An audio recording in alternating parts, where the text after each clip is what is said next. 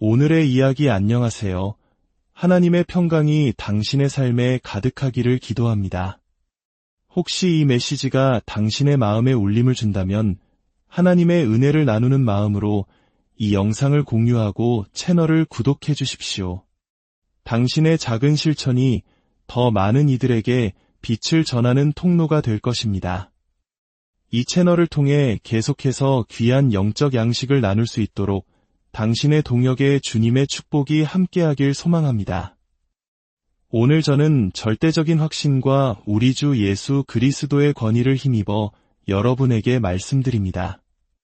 주님께서는 바로 오늘 아침 여러분이 모든 불안과 염려에서 자유로워지기를 간절히 원하십니다.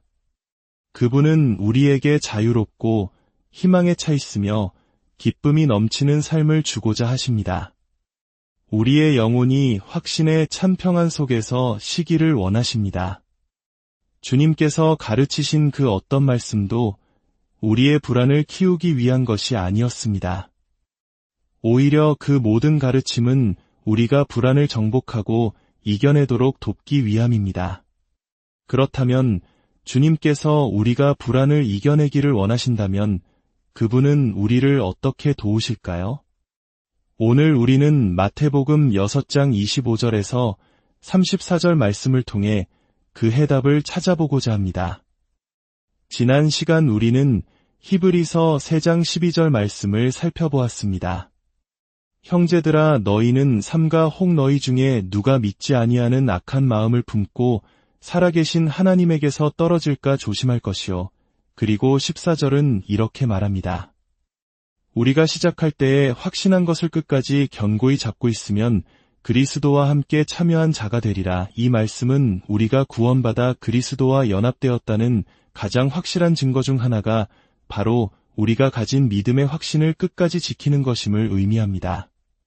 믿음의 파선을 겪지 않고 하나님 안에서 끝까지 견디는 것, 그것이 바로 우리가 그리스도께 속했다는 증거입니다.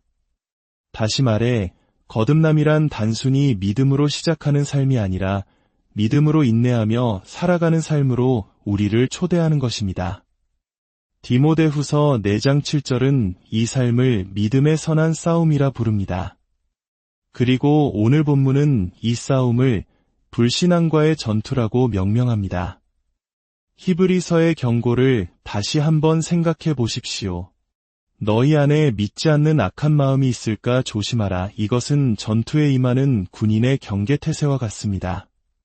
악한 마음, 즉 불신앙은 바로 우리가 싸워야 할 전쟁터입니다.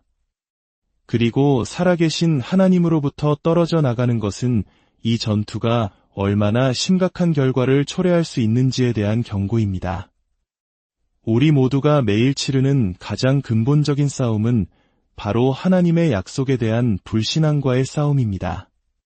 하나님 안에서 참된 안식을 누리는 마음을 지키기 위한 전투인 것입니다. 오늘 본문은 지난주에 나눈 믿지 않는 악한 마음이 구체적으로 어떤 모습으로 나타나는지를 보여줍니다. 바로 불안해하는 마음입니다. 지난주 말씀이 믿지 않는 악한 마음을 품지 않도록 조심하라였다면 오늘 말씀은 불안해하는 악한 마음을 품지 않도록 조심하라고 말하는 것과 같습니다. 본격적으로 말씀을 나누기 전에 잠시 불안이라는 감정이 어디에서 오는지 생각해 봅시다. 제가 불신앙의 마음에서 자라나는 모든 죄악들을 떠올려 볼 때 불안만큼이나 많은 가지를 뻗어내는 죄는 없는 것 같습니다. 불안은 수많은 다른 죄들을 낳는 거대한 나무와 같습니다. 예를 들어 재정에 대해 불안해지면 탐욕이나 인색함, 심지어 도둑질이라는 죄의 가지가 뻗어나옵니다. 내가 맡은 일에서 성공해야 한다는 불안감에 휩싸이면 주변 사람들에게 쉽게 짜증을 내고 무뚝뚝하게 변하며 까칠한 사람이 되어버립니다. 다른 사람과의 관계에서 내가 어떻게 보일지 불안해하면 오히려 상대방에게 무관심하고 차가운 태도를 보이게 되며 움츠러들게 됩니다. 사실 상대방도 나와 똑같이 관계에 대해 불안해하고 있을지 모르는데도 말입니다. 이 목록은 얼마든지 더 길어질 수 있습니다. 불신앙이라는 뿌리에서 자라난 불안이라는 줄기는 이처럼 수많은 죄악의 가지들을 뻗어냅니다. 그렇다면 오늘 우리가 던져야 할 질문은 이것입니다. 이 불안의 뿌리는 도대체 무엇이며 어디에서 오는가? 어떻게 하면 이 뿌리를 잘라낼 수 있는가? 마태복음 6장은 그 해답을 명확하게 제시합니다. 본문에서 예수님은 불안이라는 주제를 직접적으로 다루십니다. 25절, 그러므로 내가 너희에게 이르노니 목숨을 위하여 무엇을 먹을까 무엇을 마실까 몸을 위하여 무엇을 입을까 염려하지 말라. 27절, 너희 중에 누가 염려함으로 그 키를 한 자라도 더할 수 있겠느냐. 31절, 그러므로 염려하여 이르기를. 34절, 그러므로 내일 일을 위하여 염려하지 말라. 이처럼 예수님께서는 분명하게 말씀하십니다. 그분은 우리가 불안해서 자유롭기를 원하십니다. 희망과 기쁨이 가득한 평안한 백성이 되기를 원하십니다. 그렇다면 이 불안의 뿌리는 무엇일까요? 30절이 그 답을 줍니다. 오늘 있다가 내일 아궁이에 던져지는 들풀도 하나님이 이렇게 입히시거든 하물며 너희일까 보냐 믿음이 작은 자들아. 믿음이 작은 자들아, 헬라어 원문으로는 단 하나의 단어, 올리고피스토이. 어쩌면 예수님께서 직접 만드셨을지도 모르는 이 단어는 작은 믿음들이라는 뜻입니다. 예수님은 말씀하십니다. 오, 믿음이 작은 자들아, 불안해하지 말라. 그렇다면 거대한 불안의 뿌리는 무엇입니까? 바로 작은 믿음입니다. 이 둘의 관계는 시소와 같습니다. 믿음이 커지면 불안은 작아지고 믿음이 작아지면 불안은 커집니다. 그러므로 불안과 싸우고 싶다면 우리는 하나님의 약속에 대한 불신앙과 싸워야 합니다. 불안의 근본 원인은 하나님의 말씀을 믿지 못하는 것입니다. 히브리서가 믿지 않는 악한 마음을 조심하라고 경고했을 때 예수님은 불안해하는 악한 마음을 조심하라고 말씀하시는 것과 같습니다. 여기서 잠시 멈춰 이 말에 대한 두 가지 낙담스러운 반응을 상상해 봅시다. 그리고 그에 대한 저의 답변을 드리고 싶습니다. 첫 번째 반응입니다. 그것 참 좋은 소식은 아니군요. 저는 제가 그저 우울한 기질이거나 남들보다 걱정이 많은 성격이라고 생각했는데 사실은 그것이 살아계신 하나님을 믿지 못하는 훨씬 더 깊고 위험한 문제였다니 오히려 더 절망스럽습니다. 저는 그 마음에 동의하면서도 또한 동의하지 않습니다. 비유를 들어보겠습니다. 당신이 몇 달 동안 복통으로 고생하고 있다고 상상해보세요. 온갖 약을 먹어보고 식단을 조절해봐도 통증은 사라지지 않습니다. 그러던 어느 날 정기검진을 받으러 병원에 갔다가 의사로부터 소장에 암이 있다는 진단을 받습니다. 자, 이것이 좋은 소식입니까? 당신은 단호하게 아니요 라고 외칠 것입니다. 암은 끔찍한 소식이죠. 저도 동의합니다. 하지만 질문을 약간 바꾸어 보겠습니다. 아직 치료가 가능할 때 의사들이 그 병을 발견하고 정확히 진단해주고 당신에게 알려준 사실에 대해 당신은 기쁩니까? 아마 당신은 네, 치료할 수 있을 때 발견하고 알려주어서 정말 다행입니다라고 대답할 것입니다. 그렇다면 이것은 좋은 소식이군요. 아니요. 하지만 동시에 맞습니다. 암 자체는 결코 좋은 소식이 아니지만 내 삶의 진짜 문제를 발견했다는 것은 그리고 그것이 아직 치료될 수 있다는 것은 분명 좋은 소식입니다. 마찬가지입니다. 당신의 불안 아래에 더 깊고 위험한 문제가 있다는 말을 듣는 것은 한편으로는 나쁜 소식처럼 들릴 수 있습니다. 하지만 이 문제, 즉 불신앙은 우리의 위대한 의사이신 주님에 의해 얼마든지 치료될 수 있기 때문에 그것은 동시에 가장 좋은 소식이기도 합니다. 두 번째 반응입니다. 보세요. 저는 거의 매일 불안감과 씨름하며 살아갑니다. 그런데 당신은 제 불안이 불신앙의 뿌리를 두고 있고 제가 매일 하나님을 불신하고 있다고 말하는군요. 만약 제 안에 그렇게 큰 불신앙이 있다면 제가 구원받았다는 확신을 어떻게 가질 수 있겠습니까? 그냥 모든 것을 포기하고 싶어집니다. 여기에 대한 저의 대답입니다. 당신이 자동차 경주 선수라고 상상해 보십시오. 결승선을 향해 질주하고 있는데 당신의 승리를 원치 않는 어떤 적이 길가에서 당신의 앞 유리에 진흙을 던집니다. 순식간에 시야가 가려지고 목표와 경로가 보이지 않게 됩니다. 당신은 당황하여 핸들을 이리저리 꺾으며 방향을 잡으려 애쓰고 극심한 불안에 휩싸입니다. 자, 이 진흙 세례가 당신이 경주를 완주하지 못할 것이라는 증거입니까? 아닙니다. 이 진흙이 당신이 잘못된 길로 가고 있다는 증거입니까? 그것도 아닙니다. 오히려 당신이 올바른 길을 가고 있기에 적이 당신을 방해하는 것입니다. 만약 당신이 엉뚱한 경주로를 달리고 있었다면 적은 아마 당신이 그냥 가도록 내버려 두었을 겁니다. 앞 유리에 묻은 진흙이 의미하는 것은 당신이 잘못되었거나 실패할 것이라는 뜻이 아닙니다. 그것은 당신에게 이제 와이퍼를 켜라 고 말하는 신호입니다. 워셔액 버튼을 누르라는 신호입니다. 영광스러운 승리의 미래를 가리는 저항에 맞서 싸우기 시작하라는 신호입니다. 그냥 도랑에 빠질 때까지 차를 몰지 마십시오.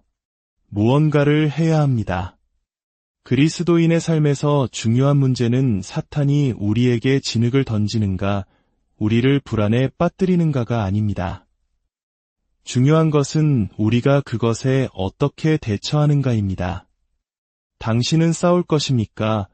아니면 굴복할 것입니까? 그것이 핵심입니다.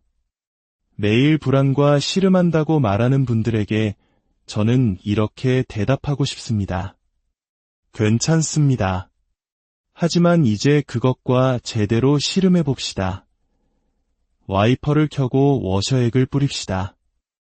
사탄이 우리의 미래에 대한 확신을 앗아가기 위해 던지는 거짓말과 그 눈을 멀게 하는 공격에 맞서 싸우지 않고 그냥 주행하지 맙시다.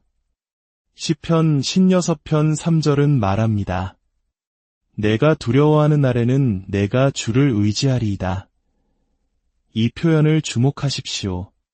내가 주를 의지함으로 결코 두려움과 씨름하지 않노라고 말하지 않습니다. 내가 두려울 때 바로 그 순간에 내가 주를 의지하리이다라고 말합니다. 진흙이 앞 유리에 부딪혔을 때 나는 방향 감각을 잃습니다. 바로 그때 나는 무언가를 합니다. 이것이 바로 평범한 그리스도인의 삶입니다. 불안과 씨름하고 공격을 받고 사탄이 그려주는 암울한 미래에 대한 거짓말에 비틀거리는 것. 그것은 지극히 정상적인 신앙생활의 일부입니다. 그리고 바로 그때 전투가 시작됩니다. 베드로전서 5장 7절은 말합니다. 너희 염려를 다 주께 맡기라 이는 그가 너희를 돌보심이라 염려가 없으면 맡길 수도 없습니다. 이 말씀은 우리가 공격받고 그 타격에 휘청거리며 불안해하는 것이 정상임을 전제합니다. 그리고 바로 그 순간 그 염려들을 주님께 던져버리라고 명령합니다. 왜냐하면 그분께서 우리를 돌보시기 때문입니다. 그렇다면 어떻게 불신앙과 싸울 수 있을까요? 마태복음 6장에서 예수님은 음식과 의복에 대한 불안을 다루십니다. 오늘날 우리 사회는 각종 보험, 연금, 복지제도로 가득 차 있습니다. 아마 이 자리에 점심을 어디서 먹을지 걱정하는 사람은 없을 것입니다. 하지만 자녀 교육, 주거, 난방비 등 재정에 대한 문제는 여전히 우리에게 엄청난 불안을 안겨줍니다. 예수님은 이 실제적인 문제에 대해 말씀하시면서 그 원인이 불신앙, 즉 작은 믿음 때문이라고 지적하십니다. 그리고 32절부터는 그 불신앙을 날려버릴 강력한 약속들을 제시하십니다. 너희 하늘 아버지께서 이 모든 것이 너희에게 있어야 할 줄을 아시느니라. 이 말씀은 소망으로 가득 차 있어야 합니다. 그런즉 너희는 먼저 그의 나라와 그의 의를 구하라. 그리하면 이 모든 것을 너희에게 더하시리라. 이것은 얼마나 놀라운 약속입니까? 당신이 직장에서, 가정에서, 길 위에서 하나님의 목적을 최우선으로 둘 때 그분께서 당신의 가장 사소한 필요부터 가장 영적인 필요까지 모든 것을 채우실 것이라는 약속을 당신은 믿으십니까? 사도 바울은 이 가르침을 빌립보서 4장에서 구체적인 전투 지침으로 발전시킵니다. 6절은 말합니다. 아무것도 염려하지 말고 다만 모든 일에 기도와 간구로 너희 구할 것을 감사함으로 하나님께 아뢰라. 이것이 바로 워셔액을 뿌리는 것입니다. 성령님, 오셔서 저의 필요를 채워주시고 당신의 말씀을 통해 제 앞 유리의 진흙을 닦아주소서. 당신이 예비하신 미래를 보게 하시고 능력 안에서 전진하게 하소서. 그리고 13절 뒤인 19절에서 바울은 날카로운 와이퍼 칼날과 같은 약속을 줍니다. 나의 하나님이 그리스도 예수 안에서 영광 가운데 그 풍성한 대로 너희 모든 쓸 것을 채우시리라. 기도로 촉촉해진 앞 유리에 이 날카로운 약속의 와이퍼가 더해질 때 시야는 깨끗해지고 하나님께서 약속하신 평안과 소망의 미래가 다시 보이기 시작합니다. 불안은 가라앉고 우리는 우리 앞에 놓인 힘겨운 상황 속으로 다시 나아갈 힘을 얻습니다. 제가 개인적으로 어떻게 이 싸움을 싸워왔는지 몇 가지 예로 말씀을 맺고자 합니다. 제가 사역의 열매가 보이지 않아 불안할 때면 저는 이사야 55장 11절의 말씀으로 그 밑에 깔린 불신앙을 공격합니다.